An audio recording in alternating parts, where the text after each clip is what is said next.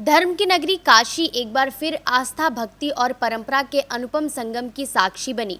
शुक्रवार की भोर में भगवान जगन्नाथ उनके भाई बलभद्र और बहन सुभद्रा के साथ रथ पर सवार होकर नगर भ्रमण के लिए निकले।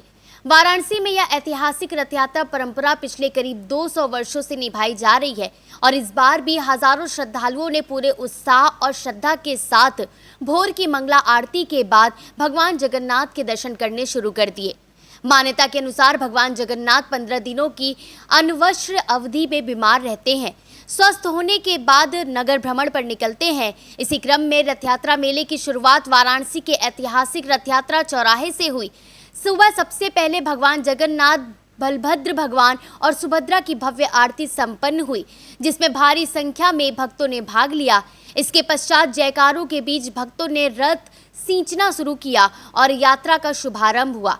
चारों दिशाओं में जय जगन्नाथ और हर हर महादेव के जय घोष गूंजने लगे। मुख्य रूप से यह पर्व उड़ीसा के पुरी में मनाया जाता है, लेकिन वाराणसी में इसकी शुरुआत पुरी ट्रस्ट के सहयोग से हुई थी। यहाँ भी पुरी की तरह ही पारंपरिक विधियों के साथ यह रथ यात्रा का मेला संपन्न किया जाता है, जिनसे उन श्रद्धालुओं को विशेष संबंध मिलता है जो पुरी नहीं जा पाते। दरअसल 15 दिनों के बीमार रहने के बाद भगवान जगन्नाथ अपने भाई और बहन के साथ मौसी के घर जाते हैं। इसी परंपरा को निभाते हुए 3 दिनों तक विशेष पूजा अनुष्ठान किए जाते हैं। इस दौरान रथ खींचना भक्तों के लिए पुण्य का कार्य माना जाता है। भगवान को तुलसी अत्यंत प्रिय है, इसलिए भक्त तुलसी की पत्तियां अर्पण कर 56 भोग के बराबर पुण्य अर्जित करने का विश्वास रखते हैं। रथ यात्रा महोत्सव के अंतर्गत 3 दिनों तक विशाल मेले का भी आयोजन किया जाता है, जिसमें हजारों श्रद्धालु भाग लेते हैं।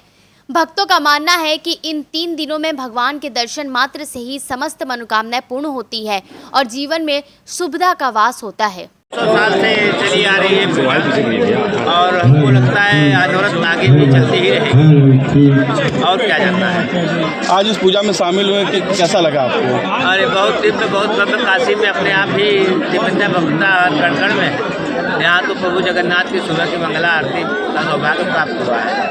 सारे भक्तजन देख रहे हैं कितनी भीड़ इकट्ठा है और कितनी श्रद्धा से लोग दर्शन कर रहे हैं और प्रभु ऐसे कृपा बनाए रहें। जी, हम बात करें कि काशी के लखा मेलाओं में ये शुमार है और इस ट्रस्टी को एक बार नया जीवन मिला है, नए लोग जुड़े हैं, तो अब कैसा हो और आने वाले दिनों में ये मेला कितनी भव्यता को और अपने पहुँचेगा? बिल्कुल प्रभु कृपा से भव्यता दिव्यता उत्तर बढ़ती ही जाएगी और बाकी कहीं त्रुटि रहेगी तो सभी लोग मिलके उसमें संभावनाओं को देख लेंगे, कहाँ गलत हो रहा है उसको सही करेंगे आगे और भी अच्छा होता जाएगा। ये मेला है और काशी में भगवान जगन्नाथ का दर्शन कितना खास है?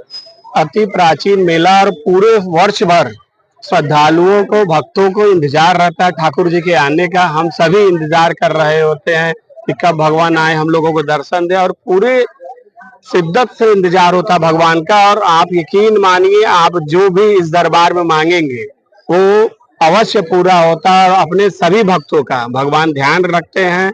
हम सभी पूरे वर्ष इनका इंतजार करते हैं और आज से 3 दिवसीय मेला जो वाराणसी का शुरू होता है, ये पूरे भारत में संभवतः जगन्नाथ जी पुरी के बाद ये दूसरा वाराणसी स्थान है जिसका इतना साक्षात प्रमाण है, जिसमें ईश्वर आपको साक्षात महसूस होंगे हर स्थिति में, हर तरह से।